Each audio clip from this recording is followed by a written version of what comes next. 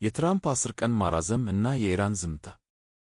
ፕሬዝደንት ትራምፕ ኢራን የሆርሙዝ ባህርን ሙሉ በሙሉ እንድትከፍት ካልሆነ ግን በኃይል ማመንጫዎችሽ ላይ አይተሽው የማታውቂውን ጥቃት አደርስብሻለሁ በማለት አስቀምጠውት የነበረውን ቀነ ገደብ በተጨማሪ 10 ቀናት ማራዘማቸውን ገለጹ። ትራምፕ አክለውም ቀነ ገደቡ እንዲራዘም ጥያቄ ያቀረበው የኢራን መንግሥት ነው ቢሉም በኢራን በኩል ግን ምንም የተባለ ነገር የለም።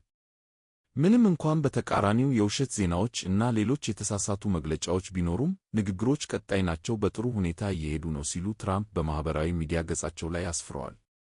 ፕሬዝዳንት ትራምፕ ባለፈው ቅዳሜ የኢራንን የኃይል ማመንጫዎችን የመምታት ፍላጎት እንዳላቸው ለመጀመሪያ ጊዜ ያሳወቁ ሲሆን ኢራን የሆርሙዝ ባህርን እንደገና እንድትከፍት 48 ሰዓት ተሰጥቷት ነበር። ሰኞ ዕለት ደግሞ ወደ አርብ ማራዘማቸው ይታወሳል። ጦርነቱ ለዓለም ኢኮኖሚ ወሳኝ የነዳጅና የጋዝ ምንጭ በሆነው በፋርስ ባሕረ ሰላጤ የኤነርጂ መሠረተ ልማትን እና የመርከብ ጉዞን አደጋ ላይ ጥሏል።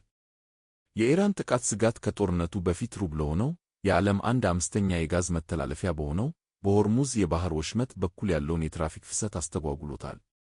ፕሬዝዳንት ትራምፕ ሌሎች ሀገራት ብሪታንያ፣ ፈረንሳይ እና ጃፓንን ጨምሮ የኢራንን ጥቃት በሆርሙዝ ባሕር ላይ ለመከላከል የጦር መርከቦቻቸውን እንዲልኩ ቢያሳስቡ በአብዛኞቹ ሀገራት ግን ችላ ብለውታል። የእስራኤል ጦር በቴህራን እና በምዕራብ ኢራን በአንድ ቀን ባሊስቲክ ሚሳኤሎችን በማምረት ላይ የሚገኙ የኢራን ቦታዎችን መምታቱን ተናግሯል ሲል ኒውዮርክ ታይምስ ዘግቧል። አብራችሁን ስለቆያችሁ እናመሰግናለን። ቻናሉን ላይክ፣ ሼር እና ሰብስክራይብ አድርጉ።